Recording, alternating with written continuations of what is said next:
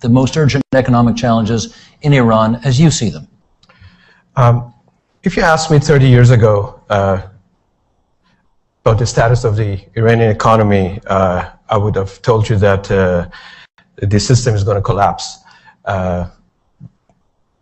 Today, I'm going to tell you that it's going to collapse imminently. The foundation is wrong from the beginning to the end. The issues in Iran are not about wrong monetary policy or fiscal policy, which are absolutely atrocious anyway. You don't find anywhere in the world when the central bank is forced to lower interest rate in an environment when inflation is high. You don't find subsidy programs the way they are orchestrated. These are symptoms. Foreign direct investment is the most telling issue. Iran, with its might in natural gas and crude oil industry, should be recipient of perhaps one of the largest foreign direct interest and investment in the country. When you look at it in the let's say last couple of years, on average of $2-3 billion, that's drop in the ocean compared to what other emerging economies have been able to attract without any oil industry. When you compare Iran with neighboring nations in the Middle East, the tiny nations such as Lebanon attracts more FDI than Iran does. The issue is not about any of these or IRGC and so on and so forth, is that it's all about deception, is all about lies. You don't find any economic planning report, any budgetary report, which is truthful. None of the numbers make any sense whatsoever. It's corruption all over, as was mentioned. It's mismanagement. It's incapability and not knowing exactly which way we are headed. So where are we going to start to fix the problem? Is a $64 million question, because you cannot put your finger on any specific issue. You really have to start from scratch. You have to start from the foundation to rebuild, and in order to regain trust. If you look at statistics, if you look at the reviews and rankings in terms of business environment, how friendly Iran is. Iran ranks among one of the lowest level in the amongst, let's say, 150-60 countries which have been ranked.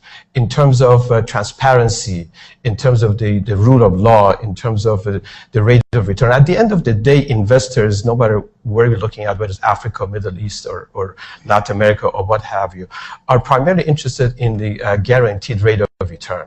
There is no guaranteed rate of return in Iran, basically.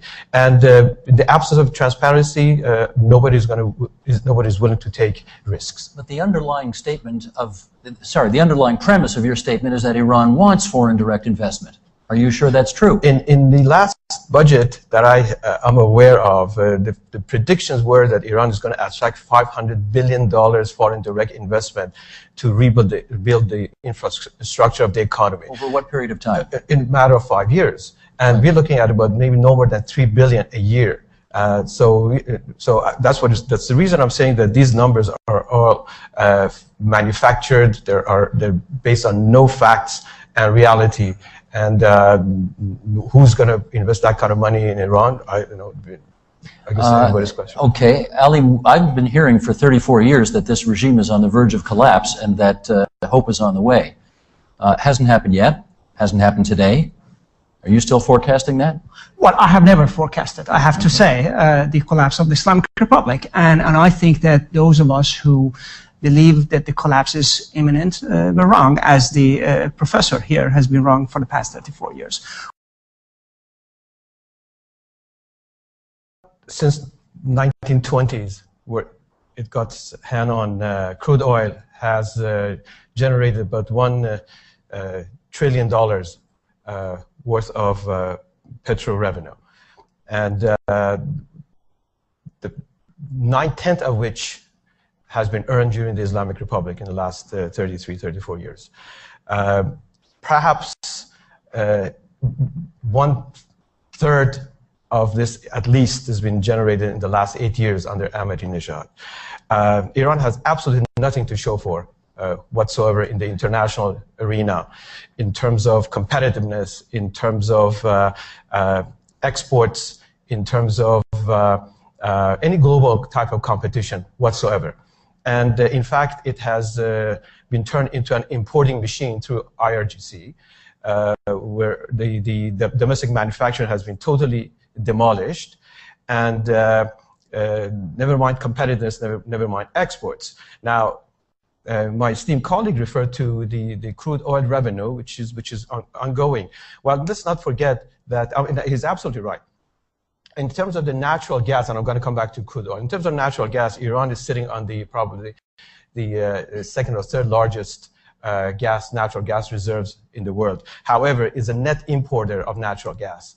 And I mean, that's mind-boggling. As far as the crude oil is concerned, due to sanctions and other mismanagement, and sanctions obviously is a major issue. However, the maintenance of oil fields is also costly. In order to maintain the status quo flow of crude oil out of despite sanctions, crude oil out of the existing oil fields, you need to invest at least about $9 to $10 billion a year.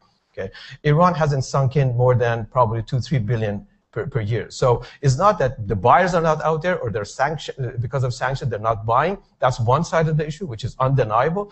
There's also incapability of extracting oil out of the oil fields because of the mismanagement that has been done. Now, in the nutshell, we're coming to a juncture where the petrodollar, the annual oil revenue is no more than $25-30 billion now, compared to a high of perhaps 140, 150 a few years ago. And just if you put two and two together, you know that targeted subsidy that that the government talked about, Mr. Ahmadinejad's government brought in to replace the official subsidy on products, itself costs more than $25 billion. So there is no way that this money can continue financing what the program is requiring. Okay, there's no way, and there's evidence, that the private sector is disappearing gradually. There are companies whose employees and workers have not been paid for months, if not more than a year. Okay, and all the money comes from the government coffers. I mean, they're absolutely, there are no two ways about it. So in the absence of a viable private sector, which is non-existent at the moment in Iran, we are entirely at the mercy of the government handout. And the government handout is at the mercy of the petrodollar, which is dwindling very rapidly. So it has never been as critical as it is today. True that it may drag on for another few years, but it's impossible for the status quo to prevail. It's the fact that the population is still growing and per capita GDP is declining. All point out to the fact that the prices going out of control, but the population, may take upon itself to through civil movements to express its disenchantment far more than it has. Okay.